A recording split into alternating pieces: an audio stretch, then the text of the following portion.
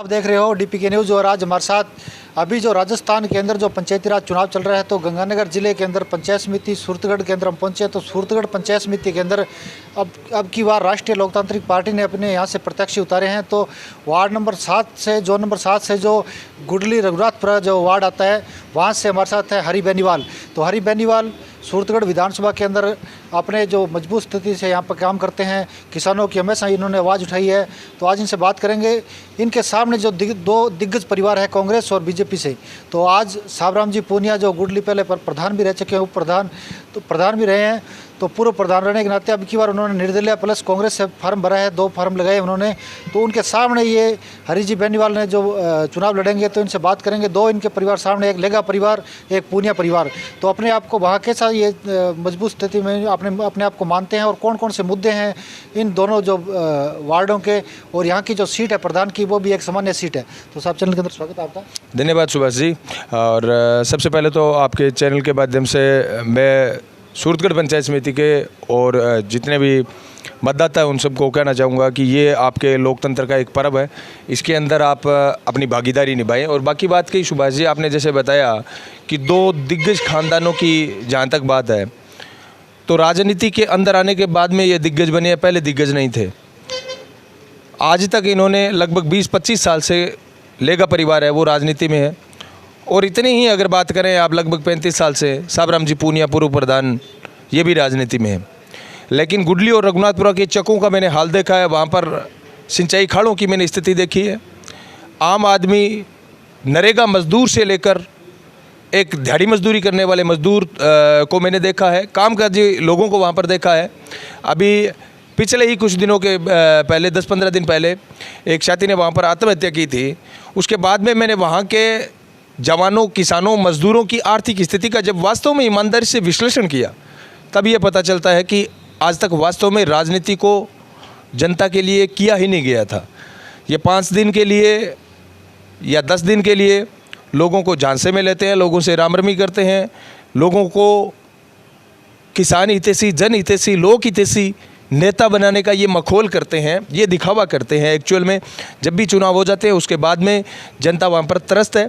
जनता को कोई विकल्प नहीं मिलता था आज तक, क्योंकि वहाँ पर अक्कड़ बक्कड़ बम्बे बो करके जनता बेचारी किसी एक अंधों में काणे राजा को चुन लेती थी। अब राष्ट्रीय लोकतांत्रिक पार्टी के सुप्रीमो नागौर सांसद हनुमान जी बेनीवाल ने राजस्थान के अंदर एक नई विचारधारा जो हमें एक ने वाले जो ईमानदार लोग हैं उनके पास ऐसी कोई संवैधानिक ताकत नहीं है कि वो उन लोगों को जवाब दे सके, उन चोरों को, कि हम जनप्रतिनिधि हैं या हम पंच हैं, सरपंच हैं, डायरेक्टर हैं, जिला परिषद सदस्य हैं, विधायक हैं, आपसे सवाल पूछने वाले। तो एक आम नागरिक जागरूक होने के नाते जितना हो सकता था हमने संघर्ष किया। मैं चाहता हूं कि जितने भी संघर्षशील लोग हैं और जो वास्तव में संविधान को आम लोगों के लिए लोक कल्याणकारी बनाने की ताकत रखते हैं उन लोगों को राजनीति में आना चाहिए। राष्ट्रीय लोकतांत्रिक पार्टी में उन सबका स्वागत है। हर जोन से चुनाव लड़ेंगे। बाकी बात रही विधानसभा चुनाव की, तो जितनी भी जगहों पर हमने पंचायत समिति चुनाव लड़ाए हैं वहाँ पर राष्ट्रीय लोकतांत्रिक पार्टी ने 10 से लेकर 15% वोट शेयर है वो हासिल किया है।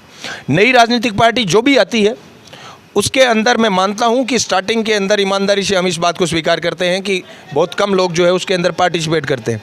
लेकिन 1, 2, 4, 5 जितने भी लोग जो हमारे इसके अंदर पार्टिसिपेट करेंगे, जीतेंगे, पंचायत समिति संस्थानों में जाएंगे, जिला परिषद में जाएंगे, लड़ेंगे लोगों के लिए, तो आने वाला भविष्य न केवल लोगों के लिए उज्ज्वल है बल्कि राष्ट्रीय लोकतांत्रिक पार्टी के लिए उज्ज्वल है और उन लोगों के लिए उज्ज्वल है जो वास्तव में दिल से राजनीति को सेवा नीति की दृष्टि से देखकर काम करना चाहते हैं। हुआ क्या था, अब भारत के अंदर पिछले 30-35 साल से अंदर एक ट्रेंड आया है कि राजनीति को एक बिजनेस बना लिया। 5 साल 4 साल इसके अंदर लोग इन्वेस्ट करते हैं, पैसा लगाते हैं, लाख, 2 लाख, 4 लाख, 5 लाख, 10 लाख, और उसके बाद में सैकड़ों गुना रिटर्न पाते हैं। वो कुछ बन जाते हैं तो बाद में सैकड़ों गुना रिटर्न्स है वो वापस पाते हैं।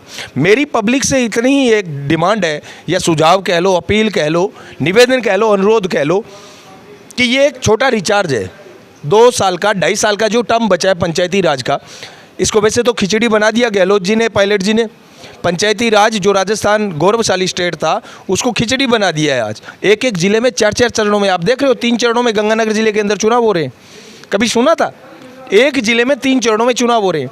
अब ये जो 2.5 साल का टर्म बचा है, मैं चाहता हूँ पब्लिक, आम आदमी, नौजवान, किसान सारे इस 2 साल के टर्म को नए लोगों को सौंपे। एक छोटा रिचार्ज करके देखो आप, जो नए नौजवान हैं उनको आप ये 2-2.5 साल पंचायत समिति, जिला परिषद सौंप कर देखो, परिणाम उज्जवल होंगे सुभाष जी। और इसमें कहीं कोई दो राय नहीं है कि जो काम करने वाले लोग हैं, जो नया खून है, जो नौजवान साथी है, ईमानदारी से जनता की सेवा करना चाहते हैं, अगर उनको आप 2 साल 2.5 साल के लिए आजमा लोगे, कोई ज़िंदगी भर की आप रजिस्ट्री तो नहीं करवा रहे हो। अगर वो काम नहीं करते हैं तो भाई 70 साल से जिन लोगों को ढो रहे हो आप हैं, ये दिखावा करते हैं। एक्चुअल में जब भी चुनाव हो जाते हैं उसके बाद में जनता वहाँ पर त्रस्त है। जनता को कोई विकल्प नहीं मिलता था आज तक, क्योंकि वहाँ पर अक्कड़ बक्कड़ बम्बे बो करके जनता बेचारी किसी एक अंधों में काणे राजा को चुन लेती थी। अब राष्ट्रीय लोकतांत्रिक पार्टी के सुप्रीमो नागौर सांसद हनुमान जी बेनीवाल ने राजस्थान के अंदर एक नई विचारधारा, जो हमें एक नया मंच जो दिया है, जिसके माध्यम से राजनीति के नए उभरते हुए और वास्तव में जनहितैषी जो लोग हैं वो आगे आ रहे हैं। उसी कड़ी के अंदर हम नागौर सांसद हनुमान जी बेनीवाल की विचारधारा को जन जन तक, हर गाँव तक, हर खेत तक, हर किसान तक पहुँचाने के लिए दृढ़ संकल्प है। और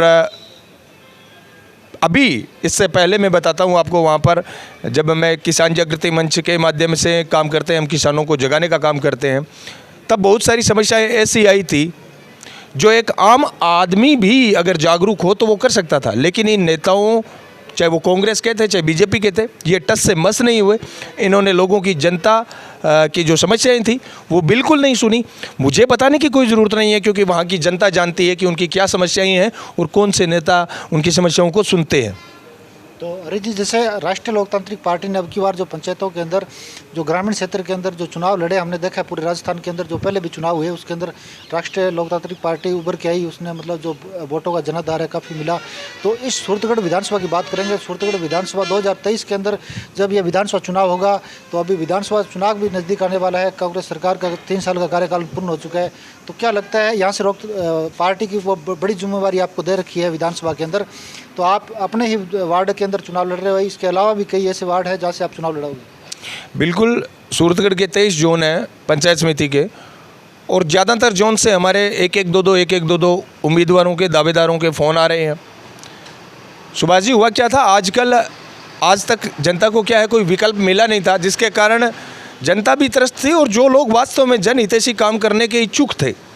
ऐसा नहीं है कि यहाँ पर कोई काम करने वाले लोग नहीं थे, लेकिन इन दोनों बड़ी पार्टियों ने काम करने वाले संघर्षशील लोगों को कभी भी मौका नहीं दिया, कभी उन्हें टिकट नहीं दी, जिसके कारण वो मायूस रहते, वो लोगों के काम चाहकर भी नहीं करवा पा रहे थे। मैं एक उदाहरण बताता हूँ आपको। एक बैंक के सिलसिले के अंदर मैं बैंक में गया था, कोई किसान था उसके काम को लेकर, और जब मैंने जाकर बैंक मैनेजर से सवाल पूछा तो उन्होंने बड़ा अजीबोगरीब मेरे से सवाल पूछा कि आप होते कौन हो सवाल पूछने वाले। जो ईमानदार लोग हैं उनके पास ऐसी कोई संवैधानिक ताकत नहीं है कि वो उन लोगों को जवाब दे सके, उन चोरों को, कि हम बना दिया उन लोगों ने भी और जनता ने भी। जिसका कारण ये है कि आम आदमी आज प्रशासन के अंदर त्रस्त है। हम चाहते हैं कि ये परिदृश्य बदले। राजनीति कोई भीख नहीं है, राजनीति के अंदर वही लोग आने चाहिए वो वास्तव में जनता की सेवा करना चाहते हैं। अगर वास्तव में मेरी बात सुनो कि काम करने वाले लोग होते, 30-30, 35-35 साल से ये राजनीति में बैठे हैं, इनको वोट मांगने की ज़रूरत पड़ती क्या? आप बताओ भी, इनको कभी भी वोट मांगने की ज़रूरत नहीं पड़ती अगर ये वास्तव में काम करते तो। लेकिन अब फिर जाएंगे ये लोगों के बीच में, फिर कहेंगे एक बार और।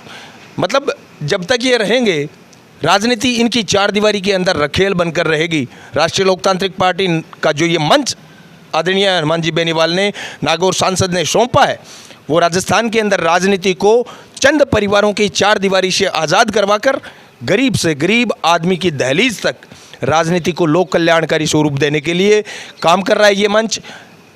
तो पार्टी ने जो जिम्मेवारी आपको सौंपी है उस पर आप खरे उतरोगे?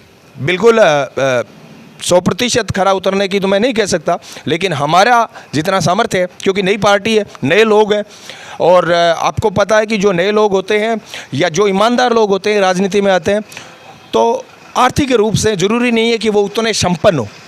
तो संसाधन हमारे पास सीमित है, लेकिन मेहनत और समर्पण उनसे कहीं ज़्यादा है हमारे पास। हमारे प्रत्येक नौजवान के अंदर 100% समर्पण के साथ, 100% मेहनत, त्याग, इन सब के साथ हम मैदान के अंदर उतरेंगे, लोगों को समझाने का प्रयास करेंगे और उम्मीद है कि परिणाम जो भी हो, लेकिन जनता के अंदर जागरूकता आएगी और जो ठेकेदार बैठे हैं राजनीति के, उनको हम छठी का दूध है वो याद दिलाने की कोशिश करेंगे, प्रयास करेंगे कि वो जन हितैषी बनने के लिए, किसान हितैषी बनने के लिए, गरीबों और बेरोजगारों को के लिए काम करने के लिए उनको मजबूर करने का हम काम करेंगे। राष्ट्रीय लोकतांत्रिक पार्टी का प्रत्येक सिपाही इसके लिए, पहले भी आप देख रहे हैं मारवाड़ के अंदर, मेवाड़ के अंदर, जहाँ पर भी चुनाव हुए वहाँ पर परिणाम जितने भी आए हैं उसके बाद में वहाँ पर काम कांग्रेस और बीजेपी के, गहलोत के गढ़ के अंदर हमने 5 प्रधान बनाए, ये जोधपुर के अंदर।